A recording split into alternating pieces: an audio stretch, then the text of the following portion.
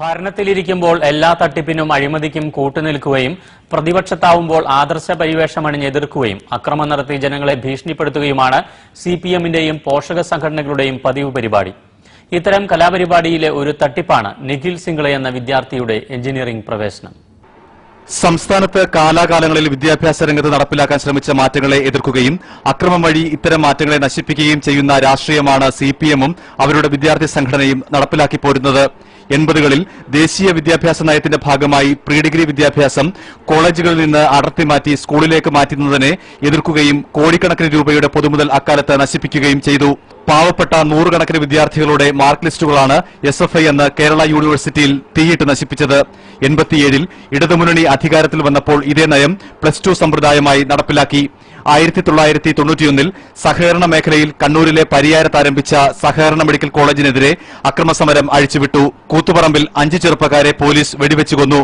പിന്നീട് CPM അധികാരത്തിലേറിയപ്പോൾ ഈ കോളേജിന്റെ ഭരണസമിതി പിടിച്ചെടുത്ത് അവിഹിത മാർഗത്തിലൂടെ CPM നേതാക്കളുടെ മക്കൾക്ക് ജോലിയും മെഡിക്കൽ പ്രവേശനവും തരപ്പെടുത്തി. ഏറ്റവും ഒടുവിൽ DYFI സംസ്ഥാന നേതാവ് രമേശന്റെ മകൾക്ക് 45 ലക്ഷം രൂപയ്ക്ക് അഡ്മിഷൻ തരപ്പെടുത്തി കൊടുത്തതും പുറത്തുവന്നു. സ്വാശ്രയ കോളേജുകൾക്കെതിരെ സമരം നടത്തിയ CPM തങ്ങളുടെ മക്കളെ സ്വാശ്രയ കോളേജുകളിലും വിദേശ സർവകലാശാലകളിലും പഠിപ്പിക്കുന്നത് പതിവായി. പാവപ്പെട്ടവന്റെ മക്കളെ പഠിക്കാൻ അനുവദിക്കാതിരിക്കുകയും നേതാക്കളുടെ മക്കളെ മുന്തിയ കോളേജുകളിൽ പഠിപ്പിക്കുകയും ചെയ്യുന്ന കാപട്യമാണ് ഇക്കാര്യമത്രയും CPM അനുവർത്തിച്ചു പോരുന്നത്.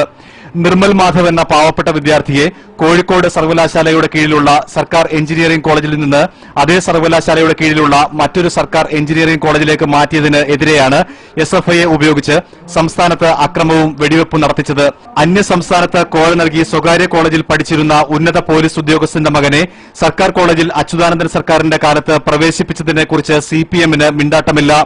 പാവപ്പെട്ടവന്റെ മക്കളെ തകർക്കുകയും പണക്കാരന്റെയും സ്വാധീനമുള്ളവരുടെയും മക്കളെ താലോലിക്കുകയുമാണ് CPMന്റെ പതിവ് നയം. ഈ തട്ടിപ്പുകൾ തിരിച്ചറിയാത്ത പാവങ്ങളെ ഉപയോഗിച്ചാണ് SFI എന്നും അക്രമവും സമരവും നടത്തുന്നത്.